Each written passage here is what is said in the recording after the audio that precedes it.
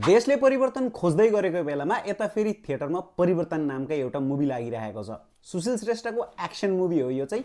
यदि एक्सन मनपर्छ भने तपाईँले यो मुभी हेर्न सक्नुहुन्छ है त। मुभीले चाहिँ पोलिटिकल एंगलले देखाइएको छ, कसरी चाहिँ करप्ट पोलिटिशियनहरूले चाहिँ देशको विकासलाई कसरी रोकिराखेको छ, कसरी चाहिँ नराम्रो मान्छेहरू गभर्नमेन्टमा छ भने चाहिँ देशलाई खोक्ला गरिराखेको हुन्छ भित्रभित्रै, र गभर्नमेन्टमा गुड मान्छेहरूको चाहिँ किन नेसेसिटी छ भन्ने कुरालाई पनि मजाले देखाउँछ हैन।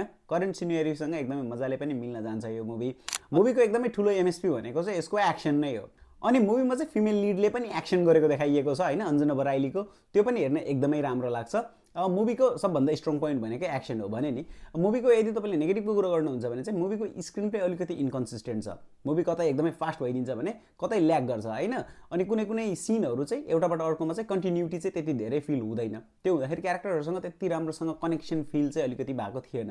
अनि अर्को भनेको चाहिँ मुभीको ब्याकग्राउन्ड म्युजिक अलिकति लाउड फिल हुन्छ हैन, त्यति धेरै इम्प्याक्टफुल भने छैन। ओभरअलमा मुभी राम्रो छ। नेपाली इन्डस्ट्री, नेपाली फिल्म इन्डस्ट्रीको कन्टेक्स्टमा हेर्ने हो भने यतिको मुभीलाई राम्रो मुभी भनेर भन्न सकिन्छ। सुशील श्रेष्ठको लास्ट टाइम हामीले दफा 219 पनि हेरे हो, त्यो पनि राम्रो थियो। र यो मुभी पनि हेरेर भन्न सकिन्छ कि सुशील श्रेष्ठ चाहिँ एक्चुअलमा एउटा एक्सन स्टार हो भनेर भन्न सकिन्छ। यदि तपाईँले मुभी हेरिसक्नु भएको भने मुभी तपाईँलाई कस्तो लाग्यो कमेन्ट गरेर भनिदिनु होला है त। Like and follow. अनि अर्को भनेको इलेक्सनको टाइम छ हैन, यो पनि भन्नै पर्यो। फागुन 21मा हाम्रै हातमा छ यो देशको फ्युचर कस्तो हुन्छ भन्ने कुरा।